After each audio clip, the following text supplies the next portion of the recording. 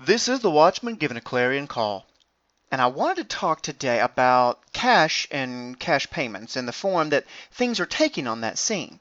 This is something that I think is crucial for diehard stackers like us and our community to be aware of. Many of you have heard of cryptocurrencies and the blockchain technology that's making them possible, but what you may not have followed as closely are the private corporations taking note of this trend as well and doing something about it.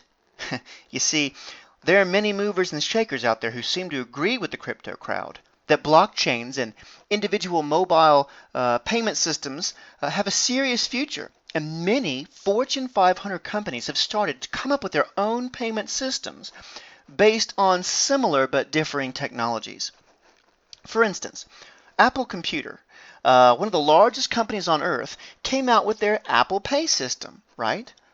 And Samsung and Android followed hot on their heels, coming out with Samsung and Android Pay, both using systems intended to replace credit and debit card pins and magnetic swipe systems at contactless points of sale, hoping to allow for payments from everyone's smartphones or iWatch devices from basically anywhere. But now, hot on the heels of even those companies, Apple and Samsung, lo and behold, another corporate monster, this time a mega bank, is preparing to launch its own digital payment system as well. Can you guess who it is? You have 3 seconds. Well, if you answered JP Morgan Chase, bingo! You'd be right. For just days ago came the newest update from Reuters that JP Morgan is building what it hopes will be a rival to Apple Pay, and they're calling it, drumroll please, Chase Pay. How original is that? Yes, this technology will be focused, of course, around smartphones as well, in the bid to make folks use their handheld devices that they have to make payment more convenient. Now, JP Morgan means business too, for they're not just developing the technology, they've already been aggressively making deals with retailers. For instance, specifically, they just cut a deal with a retail group known as Merchant Customer Exchange. Now, Merchant Customer Exchange has already agreed to use JP Morgan's new technology. And this group includes stores like Walmart, Best Buy. Okay, the group that they represent is responsible for over $1 trillion worth of sales at 100,000 outlets. And JP Morgan knows that if they can convince enough people to stop using their debit and credit cards and pay with their phones instead, then there's some hefty change to be made here. Okay, it wouldn't be just a niche market. It would be the market. They would shift and reorient the market to their own benefit. All right. So let's talk about the dynamics, though. I mean, how does Chase Pay work? What technology does it use? Well, it seems that Chase Pay will be like Apple or Samsung Pay in that it will not use blockchain technology. All right, that's crucial. It will be something a little different. The system they'll use is called, quote, currency, C-U-R-R-E-N-T, capital C, end quote. And Google that. It's important. That's their attempt to be clever with the name. Now you can read more about it online for yourself, but basically it's a system that uses what's called tokenization to basically give a one-time card number to each user, supposedly that cannot be hacked. They're saying that it can transmit personal data, it acts as a personal ID, your own personal digital thumbprint, to fast track your own purchases on demand.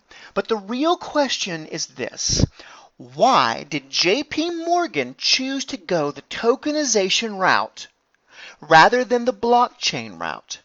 Right? Obviously, the heavy lifting had already been done by the blockchain creators, right? So why did JPM choose to reinvent the wheel? Why indeed? Well, I believe this is why, and the answer tells you everything you need to know about these money masters. Okay, they understand that the future of currency is largely digital. They understand where this is headed, and they know that if they simply adopted Bitcoin, which would have been the easiest route to take, that one day soon they would wake up in a world where they don't actively control money and currency. Okay, Bitcoin and other altcoin technologies, for the most part, are highly decentralized. Okay, and therein lies the rub. JP Morgan and global banksters have zero interest in a decentralized payment system. Not in the least.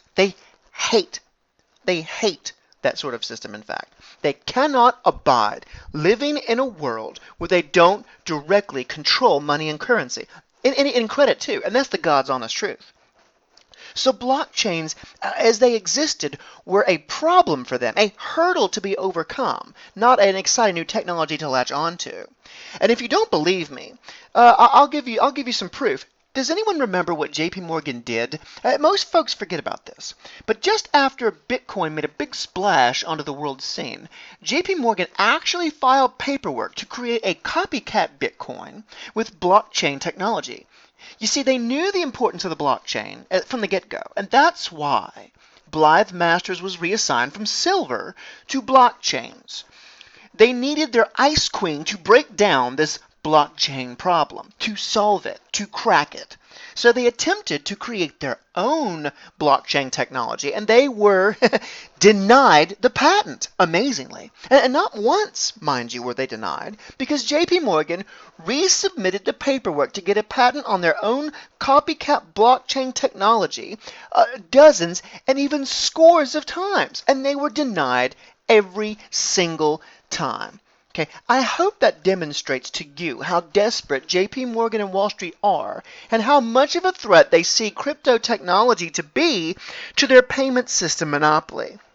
When they didn't receive their patent, they went back to square one and opted for this tokenization technology and to launch their own rapid payment system in the vain hopes that it can compete with things like Bitcoin. Okay, they're hoping that if they can front run this, and if they get in early enough, and they convince enough banks and enough corporations and enough consumers to just refuse to use Bitcoin, then they can undercut the crypto revolution and adoption and beat blockchains to the punch. They're hoping they will take the market share before the cryptos do. And by the way, if you think that JP Morgan means to launch, this thing maybe sometime years from now, well, you'd be dead wrong. They expect to launch it by mid-2016.